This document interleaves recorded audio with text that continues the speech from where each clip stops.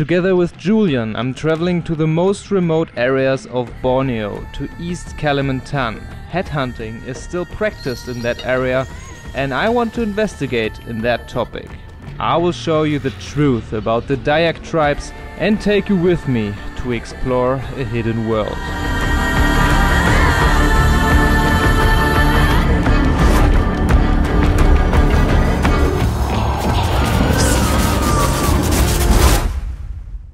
What you've just seen was the trailer from my recent documentary shoot about Borneo's headhunting culture. If you want to check it out, see the link in the description. And today I'm going to show you in this video how we filmed this, what gear we used and how we did it in general. With this project I wanted to prove that you can do big films with small budget and with small gear. For example, the Zhiyun Weebill 3S that we brought to this trip, and it helped us immensely to shoot scenes that we couldn't capture without the gimbal.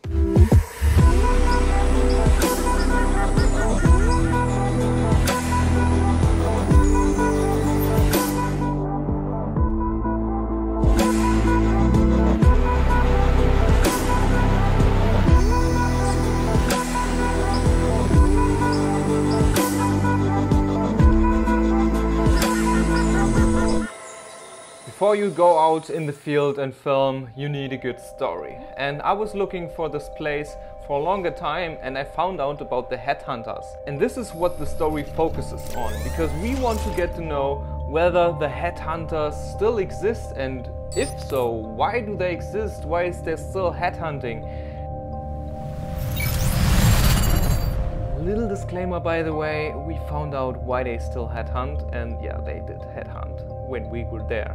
And if you want to know all about the story, check out the documentary in the link below. Unfortunately, it's only in German available, but you can use subtitles.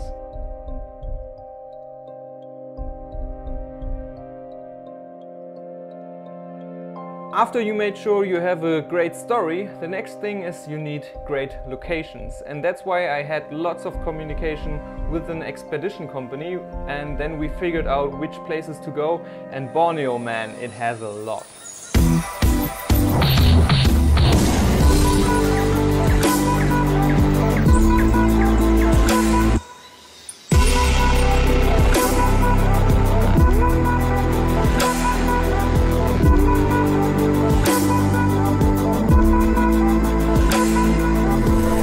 At this point we have a great storyline, we have awesome locations. The next thing we'll need is good equipment, and that's why we decided for Zhiyun.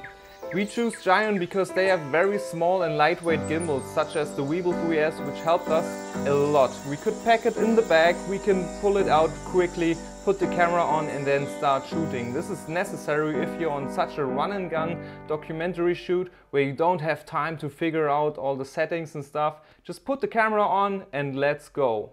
Nowadays it's not a secret that there are other possibilities to stabilize your video footage. For example, a digital way with gyroscopic data. For example, my Sony a7S III includes gyroscopic data for image stabilization in post. But there are limits to it, because you need a very high shutter speed to make it work, because it will crop into the image and it will eliminate all of the shake. But the thing is that if you use this and you have motion blur, this motion blur happens because the camera is shaking, but on the footage it doesn't shake, so you have randomly appearing motion blur.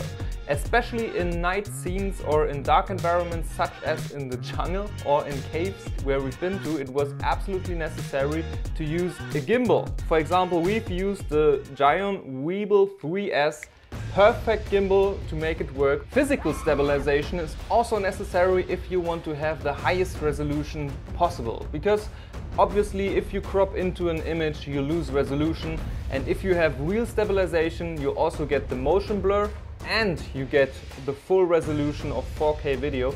And for this project it was absolutely necessary, because this should be the most high-end quality possible.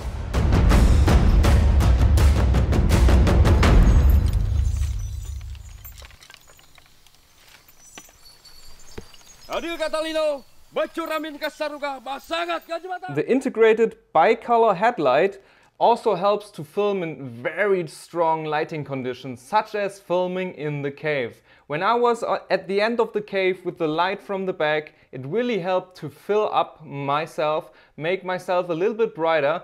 Otherwise, I would be entirely dark and outside it would be entirely white. So in some situations, this light is super helpful.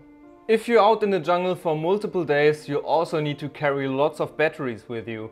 Especially for the Sony camera, I use around 3 batteries per day for filming, and I think that's quite a lot. So if I'm out in the jungle, I have 9 batteries of them with me. Not so with the Weebill 3S, because this battery lasts really long. And we didn't charge it for 3 days and kept filming with it. It's an absolute beast. And if you want to suck out all the battery, it takes a while.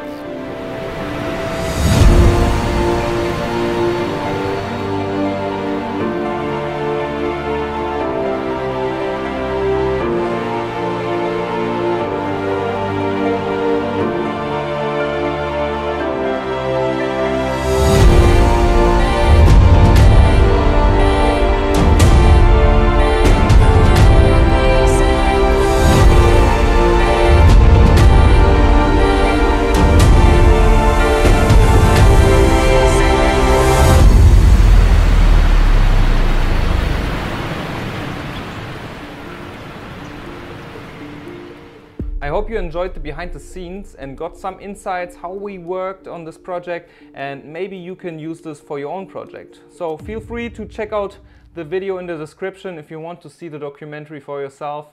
I promise you've never seen something like this before.